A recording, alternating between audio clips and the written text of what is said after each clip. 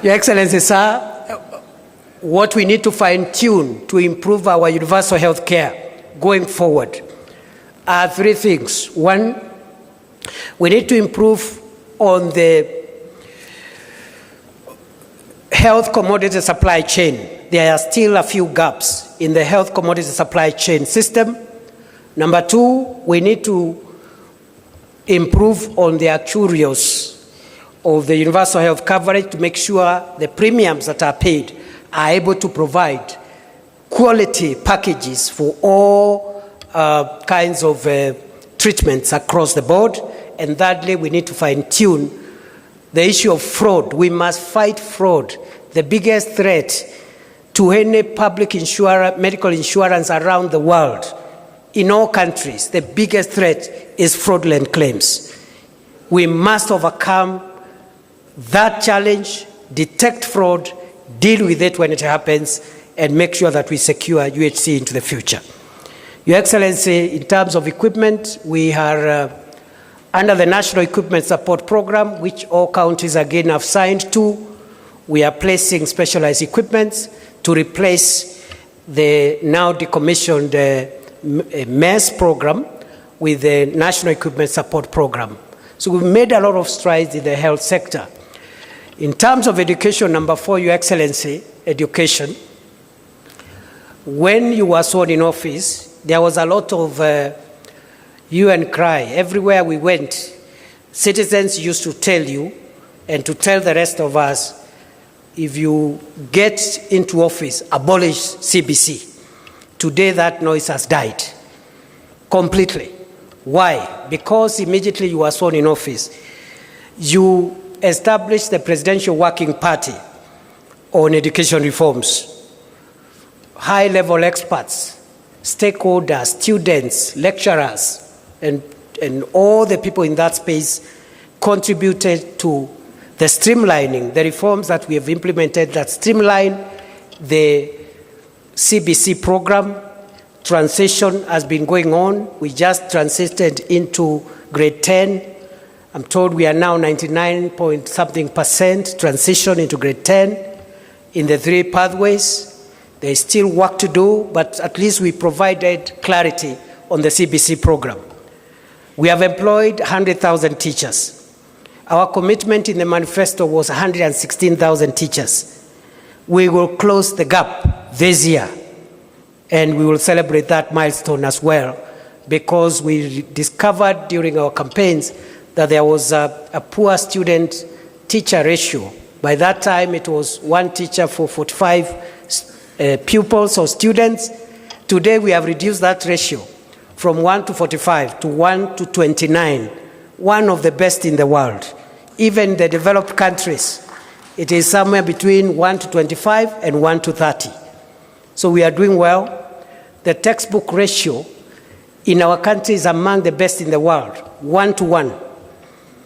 The textbook student ratio of Kenya is among the best in the world, one textbook for one pupil or student. Your Excellency, we have built 23,000 classrooms. 7,000 of those classrooms have been built by members of parliament from the National Assembly through CDF. And 15,000 classrooms have been built through the national government. Your Excellency, we have also been able to employ 3,300 tutors for our TVETs, and we have also achieved a number of things. Number one, we have increased the budget in education from where it was in 2022, when you took over. The education budget was 500 billion. Last year, it was 702 billion. This year, it will be 738 billion. Going forward, we also have increased capitation for universities. Funding for our universities has moved from 45 billion in 2022 to 82 billion last year.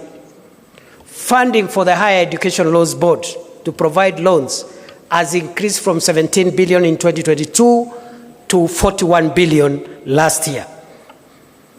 In terms of tertiary education, Your Excellency, what have we done? Number one, we have increased enrollment because when you came to office, there were more students in universities than in tertiary institutions, which is it's not the way it should be. There should be more students at the lower levels, including tertiary institutions, and less in the university. We are trying to correct that anomaly.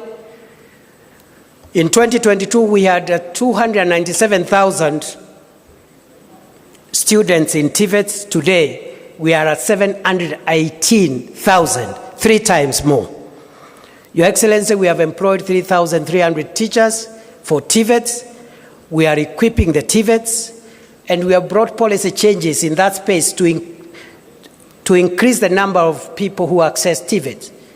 We have brought the modularization policy, where you come, if you are a Juakali person, you do one module, you continue doing your business. When you get some time, you come back and do another module, and over time, you accumulate. You don't have to stay in the TVET for 3 years. If you are already engaged in other things, you can pursue your TVET education in a modular form. We have introduced the dual training policy, and we have introduced the recognition of prior learning, which helps to certify those who are prior learning, but they don't have certification in technical related subjects. That's what we have done on education. That's number 4. I'm not doing so well. Number 5, Your Excellency, is infrastructure. And infrastructure, I'll speak about 4 things. One is the roads program that I had stalled. In 2022, many roads had stalled because of lack of money. Those roads stalled in 2019, 2020, 2021. There was no money. When you were sworn in office, President William Ruto, we had pending bills in the road sector of about 190 billion. Those bills were verified, and they came to 177 billion. They have all been paid. The 177 billion of pending bills has been cleared by the broad-based administration. And thanks to Parliament, because they helped us pass some of the regulations that has helped us have innovative financing models and securitizing part of the fuel levy to be able to clear those bills. In the last 3 years, we have completed 2,143 kilometers of road. With the clearance of pending bills, 6,000 kilometers of new roads or stalled roads, which are stalled, 6,000 kilometers are now being built across the country. And Your Excellency, as I travel around this country, I really get impressed. Some of the areas where citizens had given up hope on tarmac roads, I have seen those roads with my own eyes. Niseme nisiseme. From Mandera to Ramu, to Kitoka Lamu, Gare, from Gare, Elwak, Kobo, Kotulo, Tarbaj, Wajia, Samata, Modogashe, Garbatura, Kulamawe, Isiolo.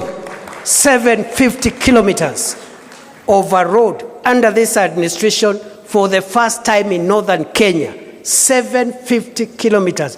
The largest, the longest single road project ever to be initiated in the Republic of Kenya. Karibu niulize Rais Ruto ni fire si fire. But since this is a formal meeting, sitauliza. There is another road which had been approved to be gravelled, but President Ruto changed the instructions and said it should be tarmacked from Lamu Port to Ijara to Garissa all the way to Isiolo, 421 kilometers. It's being tarmacked as we speak. Over 50% of that road is now being done, has been done. I have seen roads which have been forgotten, like Taveta, Chala, Njukini, Olerai, Rombo, Ilasit. It's now okay. It's almost work in progress. I've seen the dwelling of Changamwe, Mariakani. I've seen the dwelling of Mtwapa to Kilifi, going into Malindi, is ongoing. And the flagship one, Rironi, Mau Summit, which is being worked on as we speak. So there's a lot of progress. That is the roads. Electricity, we have increased the connectivity of electricity from 8.8 million households in 2022 to 10.3 million households in 2025. And we are on course towards universal electrification by 2030, as was envisaged in Vision 2030. Our connectivity in electricity now is 66% nationally, one of the highest in Africa. Some of the African countries are still at 11%, 18%. Your Excellency, in terms of affordable housing, markets, and hostels, this is part of public infrastructure. And we've done well in that front. 230 active sites in 44 counties. Contracts now approaching, with the new contracts that are being signed now, we are approaching 800 billion of contracts under affordable housing, markets, and hostels.